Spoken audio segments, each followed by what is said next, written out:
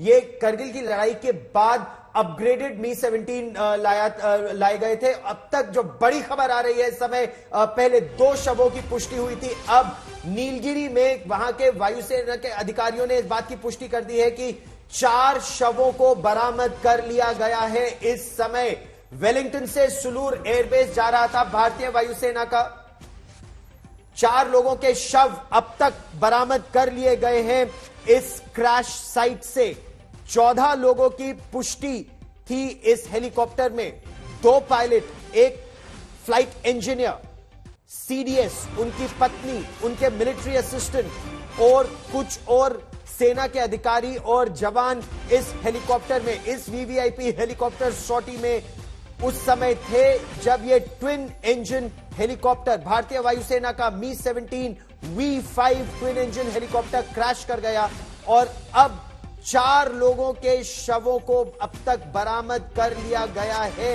इस बात की पुष्टि वायुसेना ने भी कर दी है और नीलगिरी के प्रशासन ने भी इस बात की पुष्टि कर दी है। बिल्कुल, तो इस वक्त की बड़ी खबर आपको हम बता दें, ये जो हेलीकॉप्टर क्रैश हुआ है कुन्नूर में, तमिलनाडु के कुन्नूर में, अब जो लेटेस्ट खबर सामने आ रही है, 4 लोगों के मौत की पुष्टि कर दी गई है। 4 शव बरामद हो गए हैं। तस्वीरें आपको हम दिखा रहे हैं। मंजीत नेगी हमारे संवाददाता हमारे साथ जुड़े हुए हैं। मंजीत, आपके पास और क्या कुछ जानकारी? बताया जा रहा है कि अब 4 लोगों के शव जो है वो बरामद हो गए हैं।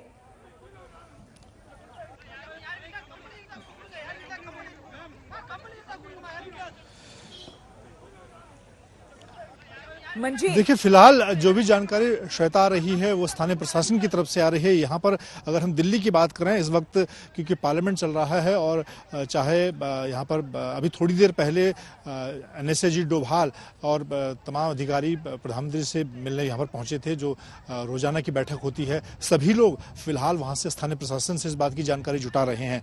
और जो जानकारी अभी तक यहाँ मिली है, वायुसेना की तरफ से जो जानकारी मिल पाई थी, उसके मुताबिक इस बात की पुष्टि हुई थी कि 14 लोग वायुसेना के पायलट, तकनीकी कर्मचारियों के अलावा जो सीडीएस जनरल बिपिन रावत हैं, उनके स्टाफ को मिलाकर 14 लोग इस दुर्घटना का शिकार हुए हैं। और अब जो प्रशासन जानकारी दे रहा है, हालांकि जो 4 लोगों के मौत की पुष्टि कर रहे हैं उसमें कौन लोग शामिल हैं वो थोड़ी देर बाद या प्रशासन की तरफ से जब उनकी जानकारी साझा की जाएगी तभी मिल पाएगी।